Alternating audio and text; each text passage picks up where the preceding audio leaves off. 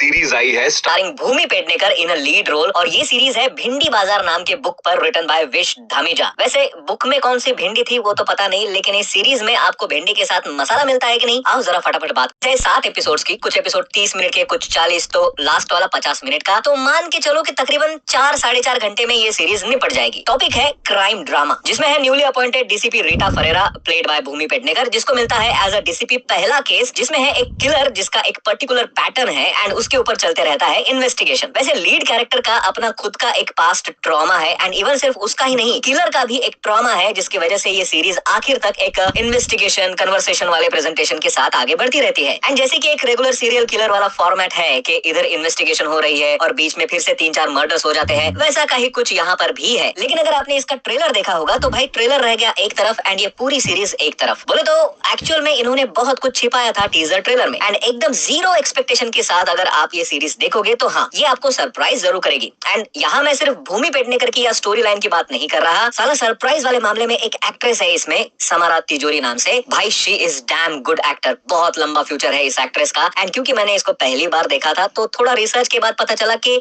Nepotism से एक और हीरा मार्केट में आया है। She is the daughter of Bollywood actor Deepak Tijori. But anyways, performance के मामले में एक और एक्ट्रेस है जिनका रोल आपको इस सीरीज में बहुत बढ़िया लगेगा, गीता अग्रवाल शर्मा। इनका सपोर्टिंग एक्ट इस पूरे सीरीज को भी बहुत अच्छे से सपोर्ट करता है एंड आपको एक इमोशनल एंगल भी दे जाता है। बाकी एक्टर्स भी बहुत तगड़े हैं एंड ऑलमोस्ट सारे एक्टर्स मराठी है, क्योंकि ये प्लॉट जहाँ सेटअप हो रहा है वो मुंबई का ही एरिया है। तो पूरे सीरीज में बहुत बार आपका दूसरे एपिसोड में ही पता चल जाता है, बस उसके बाद उसको कैसे पकड़ा जाए, बस इसी पर पूरी सीरीज घूमती है। And that's the big negative point. लेकिन जहाँ ये एक मेकर का पर्सपेक्टिव था, but as a audience last में जाकर आई फेल्ट कि अगर किलर को लास्ट या सेकंड लास्ट एपिसोड में रिवील करते तो और भी ज्यादा क्यूरियोसिटी बढ़ती थी। इस सीरीज में orphanage, drugs, rehab, past life का टॉर्चर या ट्रॉमा, इन सब चीजों को लेकर सीरीज के कैरेक्टर्स को बुना गया है। बहुत बार ये सीरीज करंट टाइमलाइन से पास्ट टाइमलाइन में जाती है, कभी 2017, कभी 2015, तो कभी 1998 में, जो एक्चुअली जरूरी भी था एक प्रॉपर टाइमलाइन के साथ स्टोरी को प्रेजेंट करने के लिए, जो मेकर्स ने अच्छे से किया भी है। एंड अगर आपको भूमि पेडनेकर पूरे सीरीज में सड़ा हुआ मुंह बनाकर दिखे तो wait for the last episode, आपको धीरे धीरे पता चलते जाएगा एंड लास्ट में जाकर खुलासा होगा कि ऐसा क्यों था। मुझे भी लगा था कि यार पूरी सीरीज एक ही एक्सप्रेशन में निकाल देगी क्या ये बंदी, लेकिन नहीं, ज्यादा नहीं बोलूंगा नहीं तो स्पॉइलर हो जाएगा। सीरीज काफी इंटरेस्टिंग है, एंगेजिंग भी है, सस्पेंस वाली तो नहीं कहूंगा, लेकिन जो साइको वाला एंगल दिखाया गया है वो बहुत बढ़िया प्रेजेंटेड है एंड बहुत दिनों बाद भूमि पेडनेकर को भी एक अच्छा रोल मिला है। वैसे सीरीज में किसी तरह की कोई वल्गैरिटी नहीं है, बस थोड़ा खून खराबा है एंड छोटी मोटी ना के बराबर गालियां है। तो फैमिली में बड़ों के साथ तो आप आराम से ये सीरीज देख सकते हो, बच्चों को दूर रखोगे तो अच्छा। मैं फिर से कहूंगा कि सीरीज में सस्पेंस को जो पहले ही खोल कर रख दिया गया, बस गड़बड़ वहां हो गई। और एक और गड़बड़ है, जो पहला मर्डर दिखाया गया है वो कहानी के किसी भी प्लॉट से या स्टोरी के साथ लिंक ही नहीं करता। अगर उसका भी कनेक्शन कहीं हो जाता तो ये और भी बढ़िया बन सकती थी। लेकिन फिर भी मेरे तरफ से इस पूरे सीरीज को 3 आउट ऑफ 5 स्टार्स मिलते हैं। अगले वीडियो में